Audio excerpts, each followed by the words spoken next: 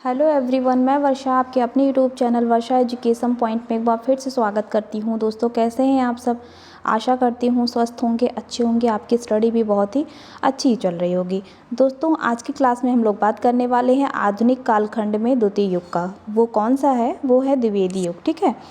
तो दोस्तों, एक तो आप लोग को ये याद रखना है कि भारतेंदु युग के बाद द्विवेदी युग का समय आता है और इस युग का नामकरण महावीर प्रसाद द्विवेदी के नाम से रखा गया था। ठीक है। आचार्य महावीर प्रसाद द्विवेदी के नाम पर ही यह काल द्विवेदी युग के नाम से जाना जाता है और इसे जागरण सुधार काल भी कहा जाता है। ठीक है। ये 2 पॉइंट याद रखिएगा। और दोस्तों, इसकी कुछ विशेषताएं मैं आप लोग को बता दे रही हूँ। और ऐसे ही एक्चुअली क्या है दोस्तों कि मैं भी अपने सिस्टर का एग्ज़ाम दिलवाने के लिए आई हूँ बाहर, तो अभी बोर्ड वोर्ड यहाँ है नहीं, वरना नहीं सबसे पहले आप लोग को द्विवेदी युग की मैं विशेषता ही अच्छे से समझाती।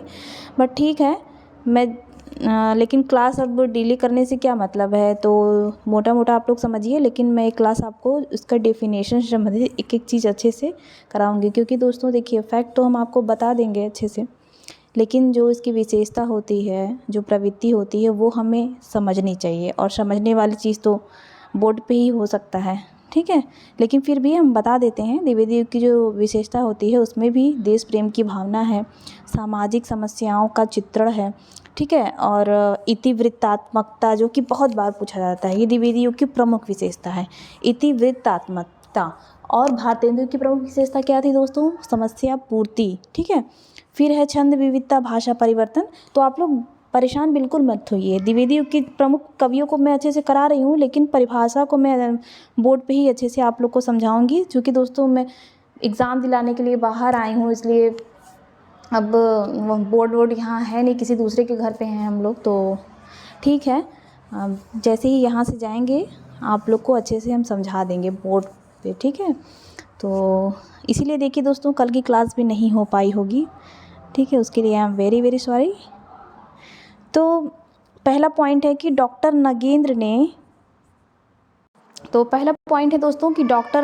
ने द्विवेदी युग को जागरण सुधार काल नाम से अभिहित किया। और इसकी समयावधि उन्होंने क्या बताया?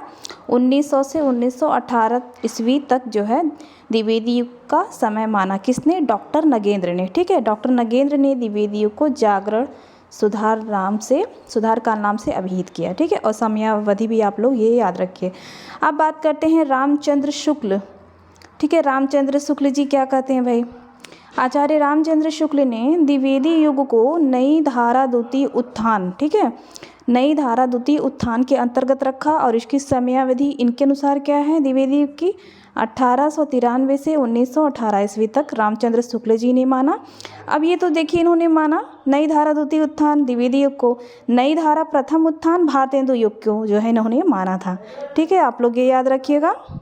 अब हम लोग दोस्तों बात करते हैं कि द्विवेदी मंडल में प्रमुख कवियों के बारे में। काल क्रम के अनुसार कवियों का विवरण जो है दोस्तों मैं बताने वाली हूँ। एक एक कवि को बहुत ही अच्छे से पढ़ेंगे, क्योंकि दोस्तों आधुनिक काल आप लोग ना, मैं बता रही हूँ, आधुनिक काल से बहुत अच्छे अच्छे प्रश्न बनते हैं। अगर सिलेक्शन लेना है तो हिंदी साहित्य के इतिहास में जो ये वाला पार्ट है, ये आदिकाल, रीतिकाल, भक्तिकाल, तो उसमें आधुनिक काल भी अगर आप अच्छे से पढ़ लिए, बाकी ये काल अगर सही से ना पढ़े चलेगा, सही बता रहे हैं, बट अगर आधुनिक काल का एक एक युग अच्छे से अगर पढ़ लिए ना, और गद्य साहित्य का इतिहास, तो फिर सिलेक्शन से कोई नहीं रोक सकता। ठीक है। तो आप लोग जो है आधुनिक काल को जितना मैं मैटर दे रही हूँ दोस्तों, आप लोग को अच्छे से आप लोग रिवाइज करिए, पढ़िए, साथ में प्रैक्टिस सेट भी लगाइए, आराम से हो जाएगा। ठीक है। तो द्विवेदी मंडल के जो प्रमुख कवियों में सबसे पहले हम लोग बात करने वाले हैं श्रीधर पाठक के बारे में। ठीक है। इनकी भी खूब रचनाएं पूछी जाती हैं भर भर के। तो श्रीधर पाठक का जो जन्म हुआ है वो हुआ है 1859 ईस्वी में, मृत्यु हुई है 1928 ईस्वी में। ये स्वच्छंदतावादी कवि माने जाते हैं। ठीक है। एग्जाम में पूछता है कि द्विवेदी युग का ऐसा कौन सा कवि है जो स्वच्छंदतावादी कवि है, तो आपको बताना है वह कवि है श्रीधर पाठक। ठीक है। ऐसे एग्जाम में प्रश्न पूछता है। फिर है इनकी प्रथम कविता। श्रीधर पाठक की प्रथम कविता है गुणवंत हेमंत। इनका प्रथम पुस्तक है एकांतवासी योगी। ठीक है। एकांतवासी योगी जो है श्रीधर पाठक का प्रथम पुस्तक है। कश्मीर सुषमा भी इनकी रचना है, यह ब्रज भाषा में मौलिक काव्य है जो कि 1904 ईस्वी में प्रकाशित थी। ठीक है, तो आप लोगों को ये भी याद रखना है प्रथम कविता क्या है इनकी, प्रथम पुस्तक कौन सी है। ठीक है, ब्रज भाषा में लिखित कौन सा इनका काव्य है। फिर अब हम आते हैं, पढ़ते हैं खड़ी बोली। खड़ी बोली की मौलिक कृतियाँ श्रीधर पाठक की कौन कौन सी हैं। पहली है वनाष्टक, दूसरी है भारत गीत जो कि 1928 ईस्वी में प्रकाशित रचना है, और दूसरा है दोस्तों देहरादून 1915 ईस्वी, तीसरा हो चुका, चौथा है भारत गीत 1928, सबका समय भी आप लोग याद रखिएगा। पांचवा है स्वर्गीय वीणा, छठवां है धन विजय, सातवां है सांध्य अटन और आठवां है गुणवंत हेमंत। ठीक है, ये 1900 ईस्वी में प्रकाशित इनकी खड़ी बोली की मौलिक कृति है। फिर अब हम बात करते हैं कि ब्रज भाषा में रचित श्रीधर पाठक का मौलिक काव्य कौन कौन सा है। ठीक है, ब्रज भाषा में दो है। पहला है कश्मीर सुषमा जो कि 1904 ईस्वी में प्रकाशित है, दूसरा है मनोविनोद जो कि 1882 ईस्वी में प्रकाशित है। ठीक है, अब इनके जो है दोस्तों जहाँ से मेन मतलब वैसे तो अभी तक जो मैंने आपको रचना बताई इनकी मेन इंपॉर्टेंट है वो तो रट जानी है। अब यहाँ से बहुत अच्छे अच्छे प्रश्न बनते हैं। अनुदित इनका काव्य ग्रंथ है। ठीक है, अनुदित इनका काव्य ग्रंथ कौन कौन सा है, एक एक करके अच्छे से देखते हुए चलते हैं। और आप लोग ही ना अपने जो है नोट में अच्छे से सब क्रम से एक एक कवि के बारे में ना लिखिए। और दोस्तों जब मैं आप लोग को पूरा कवर करा दूंगी आधुनिक काल, तो मैं सोची हूँ ना कि जैसे कि जो फेमस मतलब जैसे कि महावीर प्रसाद द्विवेदी हुए, हाँ भारतेंदु हरिश्चंद्र हुए। ठीक है, और मतलब बहुत सारे ऐसे कवि हैं जो जिनसे मतलब पूछना है ही एग्जामिनर को, तो उन कवियों को हम एक ही जगह बताएंगे। जैसे कि इन कवियों का निबंध कौन सा है, नाटक कौन सा है। ठीक है, मतलब एक ही जो है दोस्तों पेज में। तो होगा क्या, इससे अलग अलग ऐसे नाटक निबंध खोलना नहीं होगा, तो उसमें हम लोग अच्छे से रिवीजन के लिए बहुत बेहतरीन है। ये मेरे माइंड में आया है कि ऐसे ही क्रम से, जैसे कि अगर महावीर प्रसाद द्विवेदी को हम जैसे कि पढ़ेंगे अभी, तो क्या करेंगे, इनका जितना भी प्रमुख काव्य संग्रह है वो तो पढ़ेंगे। इनका जो है जैसे कविता कौन सी ही है, काव्य इनका अनुदित काव्य, महावीर प्रसाद द्विवेदी का जैसे कि नाटक, निबंध, आलोचना सब एक ही जगह मैं जो है सम्मिलित कर दूंगी, और ऐसे आसानी होगी दोस्तों रिवीजन करने में। बाकी तो जैसे स्टेप बाय स्टेप पढ़ रहे हैं वो तो कवर करेंगे ही। ठीक है, एग्ज़ाम तक मैं ऐसा सोची हूँ। और ठीक है, आप लोग जो है दोस्तों थोड़ा आप लोग भी सपोर्ट कीजिए, ज़्यादा से ज़्यादा लोगों को वीडियो शेयर कीजिए जो मतलब कोचिंग वोचिंग नहीं ज्वाइन किए हैं। ठीक है, और जो मतलब काफ़ी उनको बेनिफिट हो, मेरा क्लास उन्हीं लोग के ही लिए है। तो अनुदित काव्य ग्रंथ इनका देख लेते हैं। अनुदित रचना है, देखिए ये मेन रचना नहीं है, ये अनुदित है।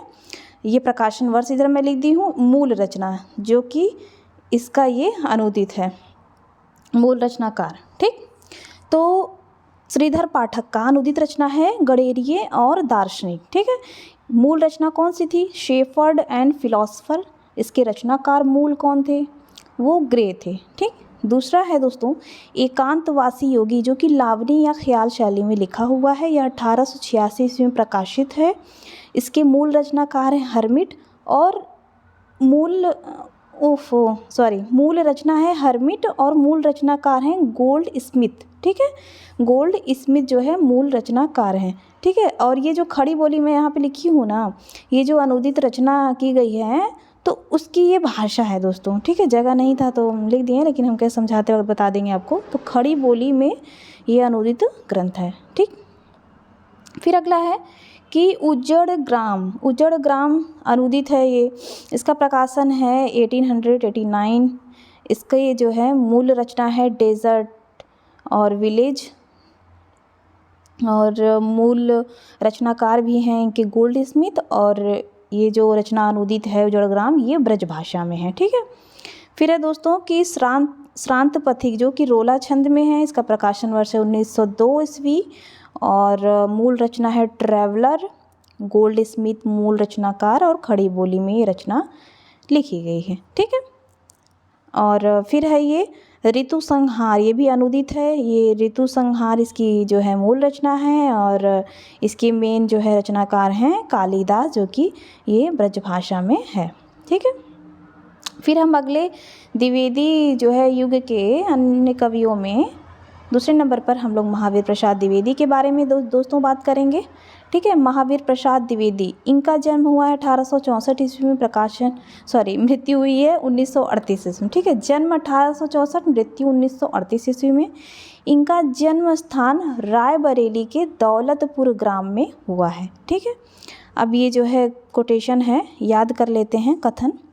आचार्य रामचंद्र शुक्ल जी कहते हैं कि हम महावीर प्रसाद द्विवेदी को पद्य रचना की एक प्रणाली के प्रवर्तक के रूप में पाते हैं। ठीक है, ये रामचंद्र शुक्ल जी का कथन है दोस्तों, बहुत ही इम्पोर्टेंट है।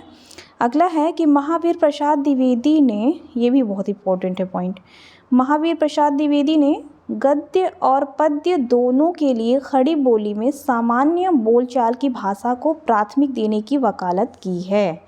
महावीर प्रसाद, ये पूछता है दोस्तों, ये बहुत इम्पोर्टेंट है पॉइंट, कि महावीर प्रसाद द्विवेदी ने गद्य और पद्य दोनों के लिए खड़ी बोली में सामान्य बोलचाल की भाषा को प्राथमिकता देने की वकालत की है। इनका जो है अनुदित व मौलिक ग्रंथ कुल कितने हैं? 80 हैं। ठीक है, किसके? महावीर प्रसाद द्विवेदी के। अब भारतेंदु हरिश्चंद्र की कुल काव्य संग्रह बताइए कितने हैं, वो हमको आप लोग कमेंट करके बताइएगा, मैं देखूंगी किसने किसने कमेंट किया है। ठीक है, अब हम लोग पढ़ते हैं प्रमुख काव्य संग्रह, किसका? महावीर प्रसाद द्विवेदी का। ठीक है, तो पहला है दोस्तों काव्य मंजूषा, दूसरा है सुमन जो कि 1923 ईस्वी में प्रकाशित रचना है, तीसरा है कान्यकुब्ज अबला विलाप। एक मिनट दोस्तों, ये थोड़ा सा क्रम जो है गड़बड़ हो गया है, दूसरा तीसरा ये चौथा करिए और ये पांचवा। ठीक है, तो पहला इनका है कि काव्य मंजूषा, दूसरा है सुमन 1923 ईस्वी में प्रकाशित है, और तीसरा है दोस्तों कान्यकुब्ज अबला विलाप, और चौथा है देवी स्तुति शतक, पांचवा है कान्यकुब्जावली व्रतम। ठीक है, तो ये आप लोगों को याद रखना है, इनका प्रमुख काव्य संग्रह है। ठीक है, अब महावीर प्रसाद द्विवेदी की प्रसिद्ध कविता पढ़ते हैं हम लोग। ये बहुत बार जो है दोस्तों पूछा गया है इनकी कविता की, किसकी कविता है महावीर प्रसाद द्विवेदी में पूछता है, तो सरगो नरक ठिकाना नहीं। ठीक है, ये जो है पंक्ति किसकी है? महावीर प्रसाद द्विवेदी की। ठीक है, अब हम लोग पढ़ते हैं इनका अनुदित काव्य ग्रंथ। देखिए, अब श्रीधर पाठक जी का भी पढ़े, महावीर प्रसाद द्विवेदी द्वारा रचित अनुदित काव्य भी बहुत सारे हैं, तो हम लोग एक एक करके अच्छे से पढ़ते हैं। पहला है दोस्तों विनय शतक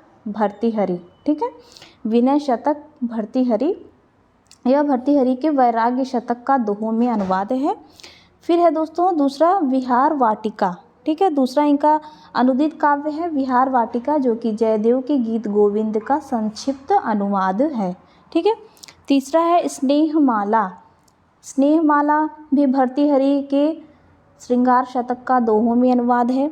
फिर है दोस्तों गंगा लहरी, ये पंडित राज जगन्नाथ की गंगा लहरी का शवैया में अनुवाद है।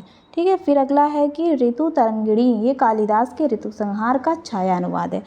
तो महावीर प्रसाद द्विवेदी द्वारा रचित अनुदित ग्रंथ आप लोग याद रखिएगा दोस्तों। इनका काव्य संग्रह तो याद करना ही है, काव्य मंजूषा, सुमन, कान्यकुब्ज अबला विलाप, देवी स्तुति शतक, कान्यकुब्जावली व्रतम, लेकिन इनका अनुदित काव्य भी आप लोग याद रखिएगा। ठीक है, और इनकी जो है प्रसिद्ध कविता। तो ठीक है दोस्तों, आज की क्लास यहीं समाप्त करते हैं, और क्लास कैसी लगी दोस्तों आप लोगों को कमेंट करके ज़रूर बताइएगा, और प्लीज़ दोस्तों लाइक कीजिएगा। ठीक है, तब तक के लिए धन्यवाद, अच्छे से पढ़ाई करते रहिए।